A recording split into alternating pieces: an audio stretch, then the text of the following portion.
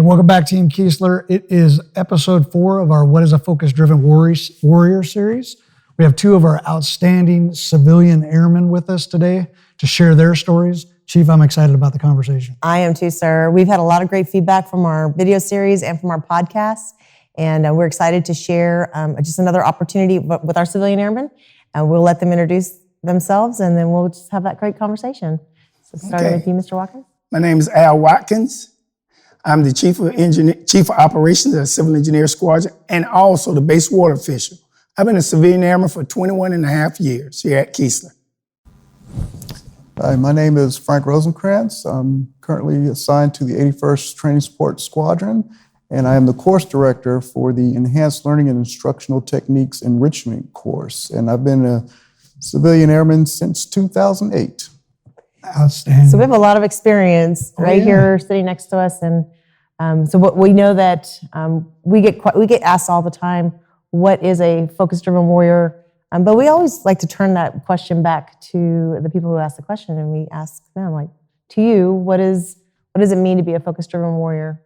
To me, it means completing the mission and doing it with the utmost integrity and be glad about it. You know, when the alarm clock goes off in the morning, excited to come to Keesler Air Force Base and provide all the support that these airmen need to complete their training and Keesler to continue their great mission. And Mr. Rosencrantz, we know you're also very excited about what you do when it comes to developing all airmen on Keesler and those who come temporary duty location to us. What does it mean to be a focus-driven warrior to you? Well, to me, it's a mentality. It's embodying and embracing certain values and characteristics that really align with the Air Force core values, and being driven and motivated to succeed, having that desire to succeed, that warrior ethos, being that warrior, never giving up, having that can-do attitude in everything we do and trying to get the mission accomplished. Man, I couldn't have said it any better. I know. And that just, what I love about that is it means what I'm hearing both of you say is it's resonating with you. And one of the concerns when we rolled it out about a year ago was, would the civilians feel part of that? And I was like, absolutely. I mean, this is all encompassing. When we talk airmen, we say big A airmen. And so to hear both of you kind of say that, I mean, that's like music to my ears, because it means that soundbite is resonating and you guys are able to kind of embrace it and run with it. So that's great. Mr. Watkins, I can think about 2 summers ago when we had that unprecedented amount of hurricanes that were coming our way, and that final one, Hurricane Zeta, that really got us. But I remember that evening and then the very first morning, the civil engineers that were out immediately assessing and picking up things and making it as safe as possible for movement to happen. So I see that our civilian airmen have always been focus-driven warriors. Could you tell a little bit about that evening and the next day? Yes, ma'am. Colonel Blackwell, who's the wing commander at the time, she was listening on the radio with the conversation myself and the fire chief. And we were discussing the course of actions.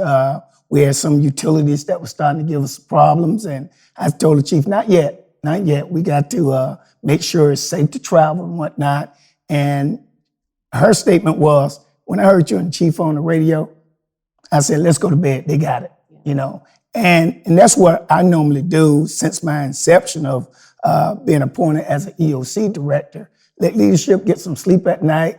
I keep an eye on the store and ensure I provide that vital information to where we can clean up and get things done. And we do that through our base maintenance contract. They get out and do an assessment, make sure the roads are safe to travel, but also being concerning with the off-base folks that are trying to get to the base. And we do that through the Harrison County EOC. They let us know the condition of the roads, and we pass that along to leadership. They get it out to the command post, and they get it out to the base populace. So, Mr. Rosencrantz, I mean, the chief and I had the opportunity to come sit in one of your classes, and I know you're going to do some things for us for the Bazaar of Falcons coming up. Talk about emotional intelligence, and we were kind of talking about that this morning. Just how important that is in the leadership realm. Do you want to kind of Sure. talk a little bit about that? Yes. Emotional intelligence even in our elite course is one of the cornerstones of what we do, but it is definitely transferable. Yes, we relate it to the instructional realm, but it's absolutely transferable to leadership, which really it was created for. And the crux of emotional leadership is understanding yourself, recognizing emotions, understanding emotions, and then using that awareness of those emotions to manage relationships, because there are two parts to emotional intelligence. There's the personal competence and the social competence. And within each one of those competencies, you have to try to kind of better yourself or understand your behaviors and how you interact with others. Because at the end of the day, you have certain skills. People have skills, which is great. People are smart. But no matter how smart you are, how many skills you possess, at the end of the day, if you don't possess those certain characteristics and traits that make people feel a certain way, because that's what people remember. I always use a quote from Maya Angelou. She says, people remember what you do, or people forget what you do, people forget what you say, but they never forget how you made them feel. And emotional intelligence really embraces that and hits home that at the end of the day, the emotions and how you manage them, how you understand them, and how you deal with others is paramount in leadership. Sir, thank you for that, because Colonel Hunter, this reminds me of so many of our Dragon University courses that we have that are designed to help develop strong, focus-driven warriors in the leadership realm, understanding emotional intelligence, and understanding how to lead teams and lead peers and lead up.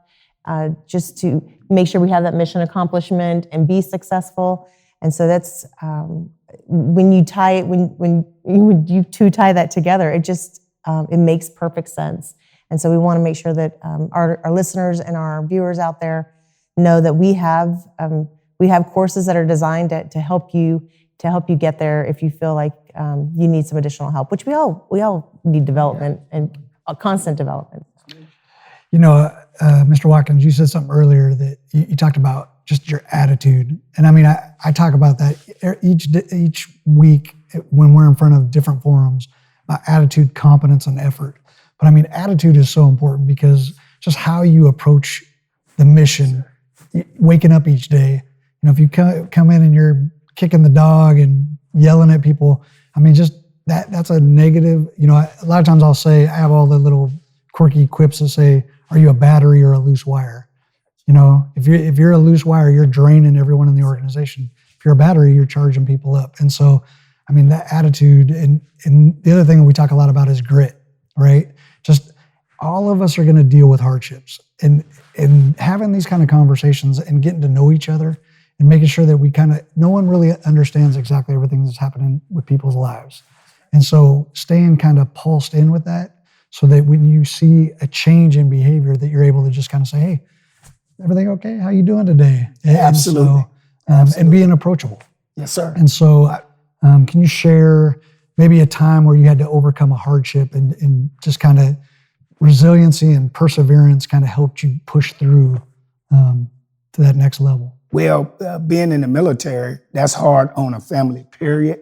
And my first marriage went to the left because always gone.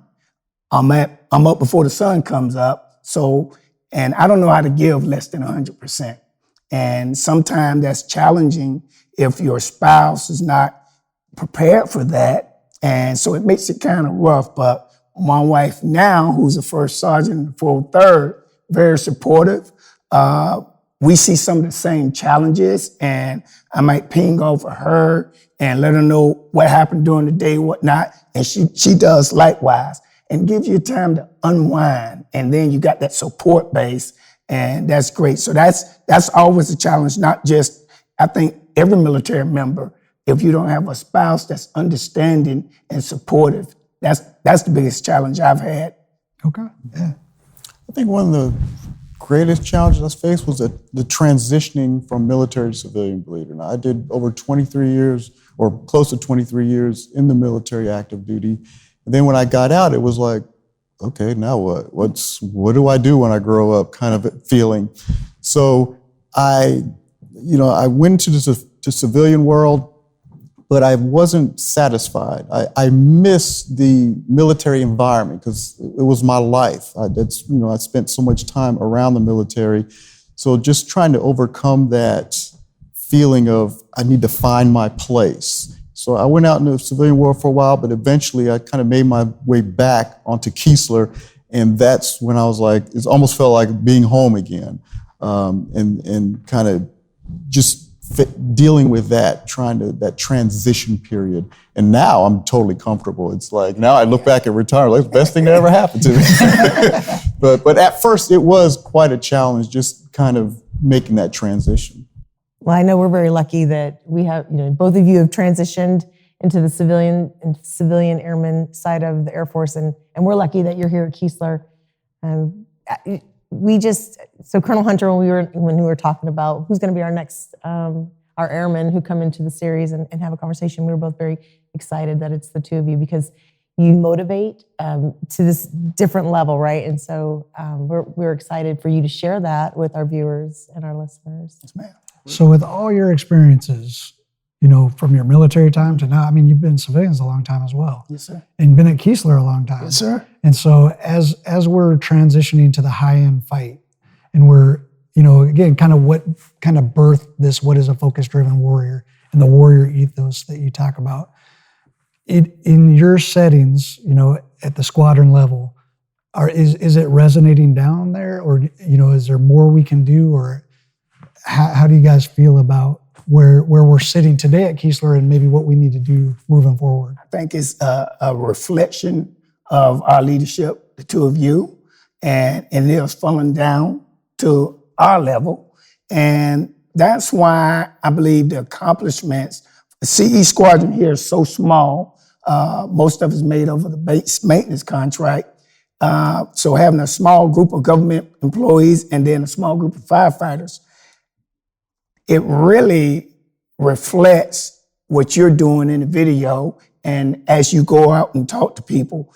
And it's at our level because you can look at the positive. It's no, well, this, that, no, it's the positive. And to get this mission accomplished, to stay on top. So it starts with you two. All right. Thank you. No pressure there. I agree. I totally agree. Even at my level at faculty development, and then yes, I'm a little biased because I consider our faculty development here at Keesler the premier faculty development. And it shows in everything we do by being innovative, by being progressive, by doing different things. Even the elite course, like we're it.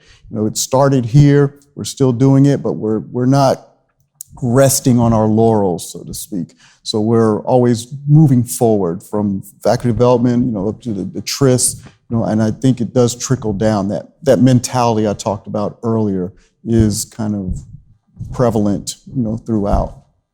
Outstanding. And we definitely, we know you're the premier faculty development. And now they put the heat on us. I know. That's okay. We're ready for it. Well, let me just say thank you guys for spending some time with us today. And thanks for what you do every day at Keesler. And thanks for being an example for others to follow. Really that's, we talk about we manage things and we lead people. And that's the art of leadership, and that all the things that we've talked about this morning. But words are cheap, actions matter. Yes, sir. And so thanks for being leaders in action and leading by example. We love these conversations, but we have these conversations often off the camera and out of the podcast world. And so to bring it forward so that that people can actually see that these conversations happen, and we welcome people to continue to have these conversations about what is a focus-driven warrior and getting to know people. I think this is really awesome. So thank you so much for spending time with us My today. pleasure. All right, Team Keesler. Well, two of these outstanding civilians. So when you see them roaming around the yard, make sure you say hello. It's amazing what gets done here every day at Keesler. So thank all of you for what you do each and every day. Be focused, be driven, and be warriors.